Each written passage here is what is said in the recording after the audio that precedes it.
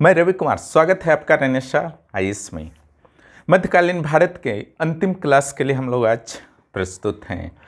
मुगल काल, विजयनगर, भक्ति, सूफी, दिल्ली सल्तनत पूरी तरह से अच्छी तरह से मैंने पढ़ा दिया है। इतिहास को आप लोग मजाक में नहीं लीजिएगा, मैं बार बार बोल रहा हूँ, है ना, क्योंकि छठी जेपीएससी में मैंने देखा है काफ़ी गहराई से प्रश्न पूछे गए हैं इतिहास से। अगर ऊपरी तौर पर आप पढ़ के जाते हैं किसी भी गाइड से, कहीं ना कहीं से आपको नुकसान उठाना पड़ेगा। आपके समझ से आज सारे मटेरियल्स मेरे द्वारा दिए जा रहे हैं, वो पार होते जा रहे हैं, ठीक है। अगर इसका लाभ नहीं उठाएंगे और जब आप एग्ज़ाम से लौट करके आएंगे फिर इस चैनल में देखेंगे कि यहाँ से तो लगभग सारा आ गया है, तो काफ़ी अफसोस होगा। लेकिन कहा जाता है ना, अब पछताए होत क्या जब चिड़िया चुग गई खेत। उस समय हाथ मसलने से तो फिर कुछ होगा नहीं, ठीक है। इसलिए जो भी मैं मटेरियल दे रहा हूँ उसका लाभ उठाइए और एग्ज़ाम में अच्छा स्कोर कीजिए, क्योंकि जेपीएससी पेपर 1 का सिलेबस मुझे तो ऐसा प्रतीत होता है कि बहुत ही व्यापक है। जेपीएससी पेपर 2 तो जहाँ तहाँ आपको मटेरियल्स मिलते हैं, यूट्यूब चैनल में भी बहुत सारा भरा हुआ है, नोट्स भी मिल जाएंगे। लेकिन पेपर 1 के संदर्भ में बात भी करने से अधिकांश लोग डरते हैं। यहाँ तक कि टीचर्स आपको ये भी सलाह दे देंगे 65 पार कर जाओ, बहुत होता है। क्यों ऐसा सलाह देते हैं टीचर? क्योंकि ये टफ होता है, ठीक है। लेकिन यह टफ होता है, उसके बावजूद मैंने इस क्लास पर निःशुल्क आप लोगों के लिए उपलब्ध कराया है, उसका आप लोग लाभ उठाइए, अन्यथा एग्जाम के बाद आपको पछताना पड़ सकता है। चलिए अब मराठा काल पर हम लोग बात करते हैं। जो भी इस चैनल पर नए हैं चैनल को सब्सक्राइब कीजिए, दोस्तों को भी इस चैनल के बारे में बताइए ताकि उन्हें भी लाभ प्राप्त हो। साथ ही जो भी इस चैनल को सपोर्ट करना चाहते हैं वो ज्वाइन बटन के माध्यम से सपोर्ट करें, ठीक है। 2 लेवल का भी है, जो नया लेवल क्रिएट होगा वो मुख्य परीक्षा के लिए आपका क्रिएट होगा, ठीक है। उसके लिए वेट कीजिए नया लेवल के लिए। फिलहाल इन 2 लेवल्स के माध्यम से आप चैनल को सपोर्ट कर सकते हैं अगर चैनल से आपको लाभ हुआ है। अगर आप सक्षम नहीं हैं तो नो प्रॉब्लम, लेकिन सक्षम हैं तो ज़रूर सपोर्ट कीजिए। मराठा का थोड़ा सा अलग तरीका से मैं पढ़ाऊँगा, क्लियर। आज मैं ये बताऊँगा कि इस पूरा मराठा काल में जो क्या क्या प्रश्न आ सकते हैं, और जो भी मैं बता दूंगा यहाँ से प्रश्न जो है आ जाएंगे। देखिए, मराठा काल का अगर देखा जाए तो 2 पार्ट में आप इसको बांट सकते हैं। एक शिवाजी से संदर्भ में, शिवाजी का क्या क्या योगदान रहा उससे संदर्भ में क्वेश्चन बनते हैं, और दूसरे सेक्शन में है आपके पेशवा। 2 पार्ट हो गया आपका, शिवाजी और पेशवा, यही 2 सेक्शन में पढ़ना है। शिवाजी का एक राजनीतिक सेक्शन पढ़ना है और दूसरा प्रशासनिक सेक्शन पढ़ना है, ओके। तो यहीं से आपके प्रश्न रहेंगे। तो देखिए यहाँ पर पहला है कारण। तो आप जानते हैं कि मराठा जो थे दक्कन क्षेत्र में है, महाराष्ट्र क्षेत्र में है, तो वहाँ पर भौगोलिक स्थितियाँ झारखंड की तरह हैं, प्रतिकूल हैं। तो एक कारण आ सकता है कि मराठों की उत्पत्ति का क्या कारण रहा, क्लियर। अलग अलग जो विद्वान हैं उनके अलग अलग विचार हैं, वो मुख्य परीक्षा में हम लोग अलग अलग तरीके से डिस्कस करेंगे, यहाँ पे डिस्कस करने का समय नहीं है। तो पहला, प्रतिकूल भौगोलिक स्थिति, महाराष्ट्र धर्म का प्रभाव और शिवाजी का योगदान, ठीक है। ये 3 ऑप्शन दे सकता है, इसमें से कोई एक दे सकता है। अगर तीनों ऑप्शन देता है तो नीचे रहेगा उपरोक्त में से सभी, तो उसमें आपको मार देना है। स्रोत, अगर साहित्यिक स्रोत देखा जाए इनकी जानकारी का, तो यहाँ से नुस्खा ए दिलकुशा किसका है? भीमसेन का है। ये मुगल काल में भी मैंने साहित्य में बताया था। और शिवाजी का जीवनी किसने लिखा, ये प्रश्न रह सकता है, तो सभासद ने लिखा था। कौन सा ऐसा बुक है, पुस्तक है जिससे मुगल और मराठा संबंधों का पता चलता है? तो वही है भीमसेन जोशी का नुस्खा ए दिलकुशा, क्लियर। इसी से मुगल मराठा संदर्भ में पता चलता है। शिवाजी से बहुत सारे प्रश्न बनते हैं। इनका जन्म कब हुआ था इनका जो है आपका कहाँ जन्म हुआ था, इनके माता पिता का क्या नाम था। चूँकि इनकी माँ जो थी जीजाबाई वो प्रत्येकता थी, क्लियर। लेकिन फिर भी इनके पालन पोषण के लिए पिता शाहजी भोसले जो थे, अहमदनगर के पटेल वगैरह थे, तो उन्होंने क्या किया था, पुणे की जागीर जो है शिवाजी और उनकी माता जीजाबाई के नाम कर दिया था। तो यहाँ से बहुत सारे प्रश्न जो हैं आपके सीधे सीधे बन सकते हैं, यहाँ से बहुत इंपॉर्टेंट हैं। प्रारंभ में शिवाजी के आपके संरक्षक कौन थे? तो दादा कोंडक देव थे। तो शिवाजी का दादा कोंडक देव का जब तक संरक्षण रहा तो शिवाजी का जो प्रयास रहा वो ज़्यादा विस्तार नहीं कर पाया आसपास के क्षेत्रों में, ठीक है, क्योंकि कोंडक देव हमेशा मना किया करते थे कि शिवाजी इधर नहीं जाओ, उधर नहीं जाओ, नहीं बढ़ाना है, ठीक है। यानी कि एक माता पिता की जो बच्चों के प्रति चिंता होती है, संभवतः वही चिंता थी। पिता का तो विशेष सहयोग नहीं रहता था, वो माता के साथ रहते थे। अब आगे आइए, तो सबसे पहला किला कौन सा जो इम्पोर्टेंट किला था जीता शिवाजी ने, तो सिंहनगढ़ था। इसके बाद पुरंदर, कोंकण, रायगढ़ वगैरह जीता। जवाली का जो शिवाजी जब जीतता है तो 1656 में जीता था, और जवाली जीतने के बाद इसकी विश्वसनीयता में इतनी अधिक वृद्धि होती है कि सारे मराठा जो है शिवाजी के पक्ष में होने लगते हैं। क्लियर। उसके बाद आपका प्रश्न एक आता है अफजल खान से। अफजल खान जो था, कब जो है अफजल खान की हत्या शिवाजी ने कर दी? 1659। अफजल खान को किसने भेजा था? तो बीजापुर। ये 2 क्वेश्चन यहाँ से आपका बनता है। तीसरा जो आपका बनता है, मुगल सेनापति जो था शाइस्ता खां और शिवाजी का रिलेशन। तो 1663 में जब सो रहा था शाइस्ता खान, तब शिवाजी ने क्या किया था? रात को अटैक कर दिया था।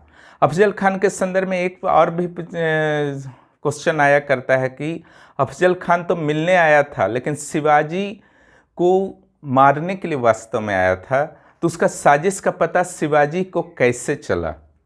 तो कृष्ण जी भास्कर के द्वारा चला था। यहाँ से भी प्रश्न रहता है। शाइस्ता खां पर पुणे में रात को अटैक किया था 1663 में, यहाँ से प्रश्न रहेगा। और जब परेशान हो गया पूरी तरह से औरंगजेब शिवाजी से, तो शिवाजी के विरुद्ध उसने एक हिंदू शासक को ही भेज दिया था। क्लियर। मनसबदार था उसका सवाई जयसिंह, और 1665 में वह आकर के शिवाजी को पराजित कर देता है, और होती है 1665 में ही पुरंदर की संधि। क्लियर। इस संधि से संदर्भ में भी प्रश्न रह सकता है, पुरंदर का संधि कब हुआ और किसके किसके बीच हुआ था? क्लियर। और इस संधि में क्या क्या था? तो 4 लाख हुण मैंने सिक्का, रुपया वगैरह समझ लीजिए। 4 लाख हुण वाले 23 किले जो है मुगलों को मिले। 1 लाख हुण वाले 12 किला जो था वो शिवाजी को प्राप्त हुआ। साथ ही बलाघाट क्षेत्र को शिवाजी को जीतना था बीजापुर से। ओके। अगला ये, इसमें शंभू जी को, जो उसका बेटा था शिवाजी का, 5000 मनसब का रैंक मिला था। क्लियर। शिवाजी को आमंत्रित भी किया गया। यही था कुछ समय के लिए, आप मान सकते हैं कि शिवाजी और औरंगजेब के बीच जो अच्छा रिलेशन है कुछ समय के लिए था, एक वर्षों, कुछ माह के लिए रख लीजिए। शिवाजी को जब आमंत्रित किया जाता है तो उसका पुत्र को जो मिला था 5000 मनसब, तो औरंगजेब ने उससे राजा की तरह ट्रीट नहीं किया, बल्कि उसे 5000 मनसब के साथ बैठा दिया। उससे शिवाजी कुपित हुआ और वो विद्रोह कर बैठा था, उसे गिरफ्तार कर लिया गया। फिर वो किसी तरह से बच करके आया। इधर 1670 में जब वहाँ गया था आगरा, उससे पहले भी उसने सूरत लूटा था 1664 में शिवाजी ने। और जब वो वापस आया तो 1670 में फिर से एक बार सूरत को लूटा। सूरत गुजरात में है, तो 2 बार सूरत को लूटा है, एक बार 1664, एक बार 1670। उसके बाद 1664 में रायगढ़ में अपना राज्यारोहण करवा लेता है, ताकि उससे लोग राजा भी समझ सकें। जो भी आस पड़ोस के राज्य थे, बीजापुर, अहमदनगर, मुगल, अब बराबरी की बात करें। जो भी मैं समझा रहा हूँ इसका क्या उत्तर होगा मन में सोचते जाइए। जो नोट्स आपके चैनल के साथ है पहले उसको देख लीजिएगा, फिर मेरे वीडियो क्लासेस को आप देखेंगे तो काफ़ी लाभ होगा। ओके। बनारस का ब्राह्मण था गंगा भट्ट। ठीक है, कहाँ का था ये भी आता है, बनारस का नाम भी आता है। इसने शिवाजी को सूर्यवंशी क्षत्रिय की उपाधि दी। अगला क्वेश्चन बनता है, शिवाजी स्वयं को क्या कहता था, क्या उपाधि लिया खुद से? क्षत्रिय कुल वतमसा, ओके, और हैंदव धर्मोद्धारक के 2 उपाधि खुद लिया था, गंगा भट्ट नहीं दिया था। इस चीज को ध्यान रखिएगा।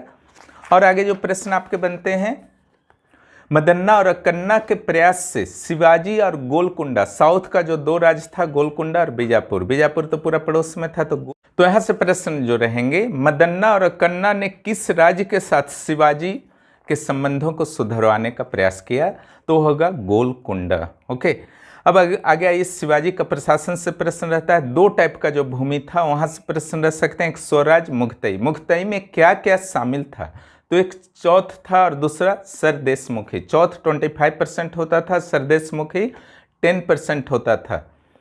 चौथ और सरदेशमुखी ऐसे क्षेत्रों से लिया जाता था जो शिवाजी के नियंत्रण में नहीं थे, ठीक है।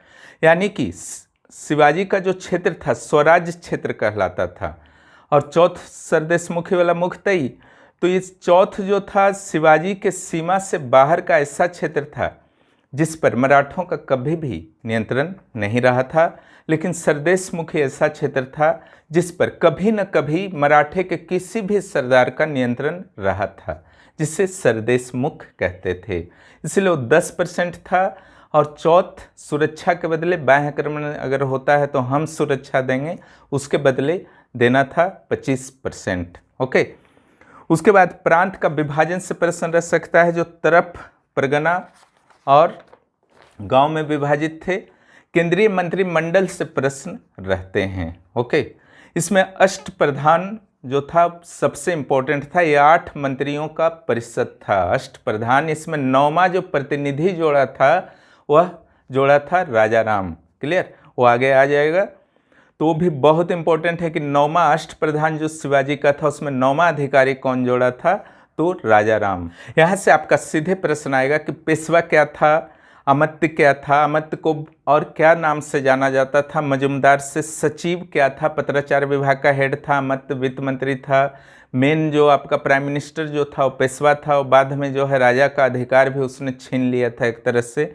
सचिव को और क्या कहते थे, तो सूर्यनविश कहते थे। मंत्री क्या था, मंत्री को और क्या कहते थे, वक्यानिविश कहते थे। दरबारी कार्यों को देखता था, वक्यानिविश। क्लियर, उसके अलावा दबीर या सुमंत क्या था, विदेश विभाग से रिलेटेड था सुमंत, उसको दबीर भी बोलते थे। दोनों नाम याद रखिएगा क्योंकि पर्यायवाची भी पूछ सकता है। सेनापति को ही सर नौबत बोलते थे, मुगल प्रभाव था। सेनापति हो गया। पंडित राय दानाध्यक्ष भी बोलते थे इसको। क्लियर, धार्मिक मामलों का हेड था, परामर्श भी देता था, छत्रपति, यानी कि था आपका उपाधि था शिवाजी का छत्रपति। न्यायाधीश क्या था, तो आप समझ ही रहे हैं, पंडित और न्यायाधीश को छोड़ करके सभी को युद्ध में भाग लेना पड़ता था आवश्यकता पड़ने पर। ये भी आप कर सकते हैं। क्लियर, अब आइए सेना के संदर्भ में, घुड़सवार सेना, पैदल सेना, अब पालपट्टी और कंपुस। क्लियर, यहाँ से आपके प्रश्न रहेंगे, पक्का है। घुड़सवार में पूछा जा सकता है कि 25 घुड़सवार को क्या कहा जाता है, उस पर कौन होता था, 1 हवलदार। 5 हवलदार पर कौन होता था, 1 जुमलादार। 10 जुमलादार पर 1 हजारी। अब 5 1 हजारी तो 5 हजारी, तो सिंपल है लास्ट वाला। पैदल सेना में 9 सैनिकों का एक पैक होता था जिसका हेड होता था नायक। ओके, 5 नायक यानी कि 45 सैनिक जो होते थे उस पर 1 हवलदार होता था, और 23 हवलदार पर 1 जुमलादार, और 10 जुमलादार पर 1 हजारी, और 7 1 हजारी हो गया 7 हजारी। क्लियर हो गया। तो यहाँ से घुमा फिरा करके बहुत सारे प्रश्न बनते हैं, और युद्ध में जो लूटपाट से प्राप्त होता था, क्लियर, तो वहाँ पर भी आपने देखा था दिल्ली सल्तनत में भी 4/5 1/5 खुम्स वगैरह को बांटा जाता था। तो यहाँ पर पाल पट्टी कहा जाता था, और 1/4 भाग जो है सैनिकों को दिया जाता था, और 3/4 भाग आपका पेशवा रखते थे, राजा रखते थे। तो 1/4 भाग मीन्स कितना परसेंट में अगर आता है ऑप्शन में 25% रहता है तो उसको आपको मारना है। कंपूस भी आपका काफ़ी इम्पोर्टेंट है। कंपूस क्या था, तो यहाँ प्रश्न रह सकता था मराठा काल के संदर्भ में कंपूस क्या था। तो पहला ऑप्शन उसमें रह सकता है कि मुस्लिम पद्धति पर आधारित मराठी सेना, यूरोपीय पद्धति पर आधारित मराठी सेना, या फिर अलग से आपका कुछ और भी ऑप्शन दे सकता है, पुर्तगाली पद्धति पर आधारित मराठी सेना। चौथा ऑप्शन दे सकता है उपरोक्त में से कोई नहीं। तो कंपूस जो होता था यूरोपीय पद्धति पर आधारित मराठी सेना था। जितने किले थे मराठों के काल में 250 में 111 किले जो थे खुद शिवाजी ने बनाए थे। यहाँ से भी प्रश्न बनता है शिवाजी ने कितने किले बनाए थे। किलों के प्रशासक कौन होते थे मराठा काल में? हवलदार, सरनीस और सरे नौबत, तीन तीन अधिकारी होते थे हर किले में। क्लियर। और नौसेना का सेनापति शिवाजी के काल में कौन था? तो दौलत खां था। ओके। दरिया सारंग और भंडारी जो था, नौसेना का जो जहाज वगैरह था उसका हेड था। कुल 57 बेड़े थे शिवाजी के। क्लियर। ऐसा नहीं कि बहुत शक्तिशाली जहाज वगैरह था, वैसा नहीं था, क्योंकि भारत में उतना विकास नहीं हुआ था, अन्यथा यूरोपियों से भारत पराजित नहीं होता अगर नौसैनिक इसका मजबूत रहता। तो मुगलों ने भी ध्यान नहीं दिया, न मराठों ने ध्यान दिया। ओके। अब न्याय प्रशासन में सुप्रीम कोर्ट को क्या कहा जाता था मराठा काल का? तो हाजिर मजलिस कहा जाता था। और चौथ सरदेश मुखी मैंने समझा ही दिया है पूरी तरह से। और भूमि का सर्वेक्षण मराठा काल में किसने किया? तो अन्नाजी दत्तो ने किया था 1677 में। यहाँ से प्रश्न रह सकता है। माप की इकाई के रूप में मलिक अंबर की इकाई को शिवाजी ने अपना लिया, जिसे काठी कहा जाता था उस इकाई को। और 20 काठी के बराबर होता था 1 बीघा, और 20 बीघा के बराबर 1 चावर। प्रारंभ में जो भू राजस्व दर था वो 30% था। यहाँ से भी आपके क्वेश्चन जो हैं आ सकते हैं, लेकिन बाद में सारे टैक्सेस को मिक्स कर दिया शिवाजी ने और भू राजस्व की दर को 40% कर दिया। ओके। शिवाजी ने जमींदारी प्रथा समाप्त करने का प्रयास किया, लेकिन नहीं कर पाया पूरी तरह से। ये पूरी तरह से क्लियर है, क्योंकि मौकासा के रूप में जमीन का जो है वितरण जारी रहा। मौकासा जब जमीन के रूप में वेतन दिया जाता था उसे मौकासा बोलते थे मराठा काल में। शिवाजी के उत्तराधिकारी से भी प्रश्न आपके रहते हैं। पहले उत्तराधिकारी था संभाजी। संभाजी का आपको वहाँ से जो प्रश्न रहता है, पहले भी वो आ चुका है औरंगजेब के काल में। औरंगजेब काल का एक सेनापति था, ठीक है, सेना प्रमुख था मुकर्रब खान। इसने महाराष्ट्र के संगमेश्वर नामक स्थान में संभाजी की हत्या कर दी थी कवि कलश के साथ। कवि कलश का नाम जरूर याद रखिएगा संभाजी के साथ। राजा राम 1689 से 1700, इसका भागते भागते ही बीता। इसने रायगढ़ में अपना किसी तरह से, ये छोटा भाई था संभाजी का, शिवाजी का ही बेटा था राजा राम। 2 बेटा हुआ, एक संभाजी एक राजा राम। पहले तो संभाजी से लड़ा, हार गया तो संभाजी बना, लेकिन संभाजी का डेथ के बाद फिर राजा राम जो है यहाँ का शासक बन गया, मराठा राजा बन गया। रायगढ़ में इसका राज्याभिषेक होता है। उसके बाद मुगलों के डर से इधर उधर वह भागता फिरा। इसके संदर्भ में एक चीज़ पक्का आता है प्रश्न कि जो अष्टप्रधान था शिवाजी का, उसमें 9वां प्रतिनिधि को किसने जोड़ा था, या फिर 9वां कौन सा ऐसा था जिसे राजा राम ने जोड़ा था? इस ढंग से उल्टा करके भी प्रश्न आ सकता है। शिवाजी सेकेंड और ताराबाई, ताराबाई जो थी राजा राम की पत्नी थी और शिवाजी सेकेंड उसका नाबालिग पुत्र था। तो ताराबाई संरक्षक बनी। इन लोग 1700 से 1707 तक शासन रहा। कुछ विशेष यहाँ से नहीं आएगा, बस राजा राम के साथ रिलेशन से प्रश्न आ सकता है कि पत्नी और बेटा था। साहू ये लास्ट ही शासक, इसको समझिए। हालांकि इसके बाद रामराज नाम का एक शासक बना, उसको कैद में कर दिया गया था। तो साहू 1707 से 1749 तक रहा। इसके काल में कई प्रमुख घटनाएं हुई जिसने मराठा काल के दशा और दिशा को बदल डाला। ओके। पहला जो है खेड़ का युद्ध 1709, याद रखिएगा। इसमें ताराबाई को इसने पराजित करके उसका जो दावेदारी था मराठा साम्राज्य पर शिवाजी सेकेंड का, ताराबाई का जो पुत्र था, वो पूरी तरह से समाप्त कर दिया। ठीक है। और साहू के काल में एक चीज़ जो बहुत ज़बरदस्त हुआ, पेशवा जो है हावी होता गया। इसीलिए पेशवा युग का शुरुआत होता है 1713 से 1818 तक, जब अंग्रेजों में मराठों का विलय हो गया मंदसौर की संधि के बाद। ओके। मराठा का जब अंग्रेज मराठा रिलेशन पढ़ेंगे वहाँ पर ये सारी संधियाँ जो हैं हम लोग मॉडर्न हिस्ट्री में पढ़ लेंगे। बालाजी विश्वनाथ पहला ये पेशवा हुआ। ये हुआ 1713 से 1720 तक। इसका ये जो आपका कार्यकाल है उसको भी आपको याद रखना है।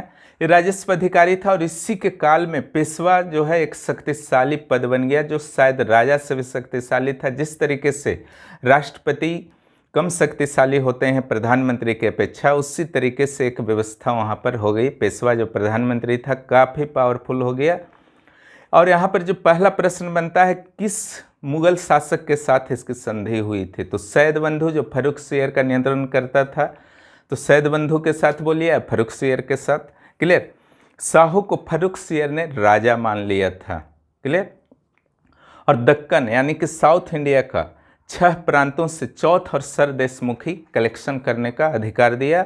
यहाँ से प्रश्न बनेगा कितने प्रांतों से जो है चौथ और सरदेशमुखी कलेक्शन करने का अधिकार फर्रुखसियर ने प्रदान किया था विश्वनाथ को या साहू को, कुछ भी प्रश्न आ सकता है, 6 होगा। ओके। उसके बाद बाजीराव प्रथम, यह बनता है 1720 से 1740, 20 वर्ष की उम्र में यह पेशवा बन गया था। और इससे जो प्रश्न आया करता है इम्पोर्टेंट, ओके, उसमें जो है सबसे इम्पोर्टेंट है कि गुरिल्ला युद्ध का जनक कौन था। क्लियर? मराठों में ऐसे तो गुरिल्ला युद्ध का जनक मलिक अंबर को माना जाता है, लेकिन मराठों में अगर आएगा तो बाजीराव प्रथम। और दूसरा जो इसके काल में प्रमुख घटनाएं हुई, मराठा का 5 पार्ट्स में वो बट गया। क्लियर? सिंधिया ग्वालियर में, यहाँ से मिलाने के लिए आता है, ओके, मैचिंग के लिए आता है। होलकर इंदौर में, नागपुर में भोंसले, बड़ौदा में गायकवाड़, और जो पेशवा था जो शुरू से चला रहा था वो पुणे में मूल स्थान पर। ये पांचों को एकदम पक्का है, आपको याद रखना है, बहुत ही इम्पोर्टेंट है। उसके अलावा इसकी उपलब्धि से भी प्रश्न आते हैं। 1722 में बाजीराव प्रथम ने किसे हराया? तो जंजीरा के सिद्धियों को हराया। ठीक है, जंजीरा का सिद्धि जो थे वो साउथ में थे और सिद्धि लोग अरबी मुस्लिम माने जाते हैं, उनको पराजित किया। 1722 और दूसरा 1737, 2 युद्ध बाजीराव प्रथम लड़ा था। 1737 में निजाम हैदराबाद से दुरई सराय की संधि करता है। संधि का नाम आपको याद रखना है। और इस संधि के बाद बाजीराव प्रथम या मराठों को क्या प्राप्त हुआ? तो मालवा और बुंदेलखंड प्राप्त हुआ, यानी कि मिडिल इंडिया की ओर ये बढ़ा। क्लियर? इसका जो एक कथन था, इससे भी प्रश्न आता है, जर्जर वृक्ष के तने पर आघात करना चाहिए, शाखाएं तो स्वतः गिर जाएंगी। ये बाजीराव प्रथम का ही स्टेटमेंट था। अब आता है बालाजी बाजीराव, 1740 से 1761, पानीपत के तृतीय युद्ध तक। बालाजी बाजीराव को नाना साहब के लोकप्रिय नाम से भी आप जानते हैं। एक नाना साहब 1857 में भी आया है, ओके, वो अलग नाना साहब है। ये पहला जो नाम आया था नाना साहब टाइप का, वो बालाजी बाजीराव के लिए था। ये भी 20 वर्ष की आयु में ही गद्दी पर बैठा। ठीक है, इसी के काल में साहू की मृत्यु हुई और जो साहू का उत्तराधिकारी था रामराज, उसे कैद में डाल दिया बालाजी बाजीराव ने। यहाँ पर होता क्या है कि बालाजी बाजीराव के काल में मुगलों के साथ है कि संधि कर लेता है 1752 में, और उस समय अहमद शाह अब्दाली के अफगानिस्तान से अटैक्स शुरू हो गए थे। तो मुगलों को यह आश्वासन देता है कि हम जो है आपको रक्षा करेंगे अहमद शाह अब्दाली से। उस समय ध्यान रखिएगा, एक चीज़ बहुत इंटरेस्टिंग है, मुगल शासक का जो नाम था जिसके साथ बालाजी बाजीराव ने संधि किया था, उसका नाम अहमद शाह था। और जो अटैक हो रहा था अफगानिस्तान से, उसका भी नाम जो था अहमद शाह, बस अब्दाली जोड़ दीजिएगा। क्लियर? तब ये जब संधि कर लेता है 1752 में कि आपका जो है रक्षा करेंगे अहमद शाह अब्दाली से, तो अहमद शाह अब्दाली का अब मुगल से ज़्यादा शत्रुता जो है मराठों से हो जाता है। इतना ही नहीं, इस संधि में यह भी व्यवस्था कर दिया मुगल बादशाह ने कि आप जाइए, मराठों को बोला जो पाकिस्तान वाला भी इलाका है ना, वहाँ से जो है आपको चौथ सरदेशमुखी जो लेना है ले लीजिए, आगरा का भी दे दिया, लेकिन हमारा जो है रक्षा कीजिए। निरीह टाइप का हो चुका था मुगल बादशाह उस समय। और इसी का परिणाम था कि दोनों जो है भिड़ गए पानीपत के तृतीय युद्ध में। 2 युद्ध भी ऐतिहासिक था, यह युद्ध भी ऐतिहासिक बना। और यह युद्ध जो हुआ 14 जनवरी 1761 ईस्वी को हुआ। बालाजी बाजीराव खुद नहीं आया था, उसने अपने पुत्र विश्वास राव को भेजा था। यहाँ से प्रश्न आता है पानीपत युद्ध में कौन नेतृत्व कर रहा था मराठों का? तो विश्वास राव और सदाशिव राव भाऊ। और इसका रिलेशन क्या था बालाजी बाजीराव या नाना साहब से? तो विश्वास राव जो था नाना साहब का पुत्र था, और सदाशिव राव भाऊ जो था वो नाना साहब का चचेरा भाई था। ये रिलेशन भी याद रखिएगा। कुल कितने मराठे मारे गए? 28,000 मराठे मारे गए। क्लियर? उसके अलावा नाना साहब की मृत्यु इसी शोक में हो गई थी क्योंकि मराठों का अस्तित्व जो है उत्तर भारत से हमेशा के लिए समाप्त होने वाला था। और इनकी मृत्यु कब हुई? तो 23 जून 1761 को। इसके बाद मराठा जो है एक शक्ति के रूप में आप नहीं मान सकते हैं कि रह गए थे, दक्कन के आसपास से सिमट करके रह गए अपनी गलतियों के कारण। जब भी दक्षिण भारत का कोई भी शक्ति उत्तर की ओर हस्तक्षेप करने का प्रयास किया है उसका अस्तित्व मिटा, और उत्तर भारत का कोई भी शक्ति दक्षिण की ओर हस्तक्षेप करने का प्रयास किया तो उसका अस्तित्व भी मिटा है। केवल इसलिए अस्तित्व नहीं मिट जाता है कि वो अटैक करता है। अगर लूटपाट उद्देश्य रहे तब कोई प्रॉब्लम नहीं, लेकिन जब सत्ता की महत्वाकांक्षा आ जाती है किसी भी शासक के मन में, तब उसका जो मूल होता है उत्तर भारत या दक्षिण भारत, वहीं पर वह कमज़ोर पड़ जाता है। क्लियर? ये उदाहरण जो है पूरा इतिहास में भरा हुआ है, भारतीय इतिहास में। क्लियर? अब चलिए इसके बाद कौन कौन शासक बना, तो उसका सूत्र जो याद रखिएगा, मन सब। क्लियर? माधव राव, म से न से नारायण राव, स से सवाई माधव राव और ब से बाजीराव सेकेंड, जो 1795 से 1818 तक रहा। यह अंग्रेजों का एक तरह से आप समझ लीजिए कि पपेट के सिवा कुछ नहीं था। तो इस चारों का क्रम याद रखिएगा बाजीराव सेकेंड तक का। उसके बाद इस काल में, बाजीराव सेकेंड काल में और कुछ हद तक सवाई माधवराव के काल में किस तरीके से अंग्रेज़ों का हस्तक्षेप, सलवाई संधि हो या फिर मंदसौर संधि तक, सलवाई से मंदसौर तक, किस तरह से उनका अपना मराठा और अंग्रेज का रिलेशन रहा, वो अगले मॉडर्न हिस्ट्री का वो सब्जेक्ट है, वहाँ पर उसको हम लोग देखेंगे। तो जितना भी मैंने आज प्रश्न बताया है, प्रारंभिक परीक्षा आप IAS का दे रहे हो या PCS का दे रहे हो या SSC का दे रहे हो, इन्हीं से जो है आपका प्रश्न रहता है।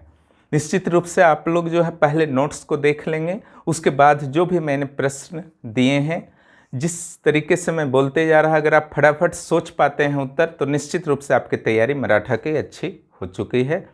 जो अगला क्लास होगा हिस्ट्री के क्षेत्र में, वह होगा यूरोपीय कंपनियों का भारत में आगमन, जो कि मॉडर्न हिस्ट्री का पहला क्लास होगा। मुगल का पतन से संबंधित क्लास में मॉडर्न का ही भाग माना जाता है आफ्टर औरंगजेब। ओके, कि कौन कौन से उत्तर मुगल कालीन शासक थे, तो वहाँ पर ही हम लोग अध्ययन करेंगे। जो 8-10 शासक थे और उनके वर्क को मॉडर्न हिस्ट्री में ही अध्ययन होगा।